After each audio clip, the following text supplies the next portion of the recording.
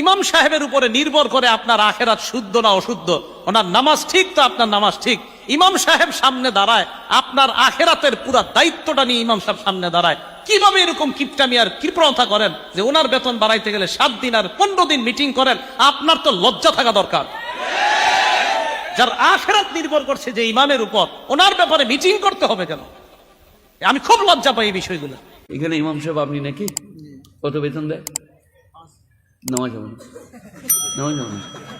5,000 টাকা সায়া কিনবে না, ব্লাউজ লুঙ্গি কিনবে না, আন্ডার প্যান্ট দিয়ে নামাজে নাড়িয়ে আল্লাহ আকবার আলহামদুলিল্লাহ রব্বিল আলামিন। এ মাসে যা কিনেছি পরের মাসে কিনবো। গাইরিল মাগদুব আলাইহিম ওয়ালাদ-দাল্লিন। ফেরেশতারা বলছে এসব কি চলছে গো নামাজের মাঝে মাঝে? বলছে ওরা আলাদা ক্যাশে। একটা কমিটি কিয়ামতের মাঠে ছাড় পাবে না।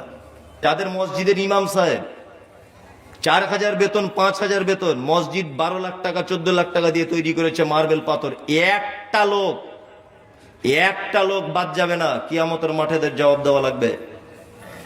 মসজিদের টাকা জমা আছে ব্যাংকে 12 লাখ টাকা, আর ইমাম সাহেবের বেতন 6,000। এই ইমামের বেতন যদি এত কম দাও যেটা দিয়ে ইমাম চলতে পারে না, তাহলে সেক্ষেত্রে তুমি ইমামের হক আদায় করছো না। তুমি কিসের সালাত আদায় করছো আর কিসের বাদবন্দি করছো? তুমি তো ইমামের হক নষ্ট করছো।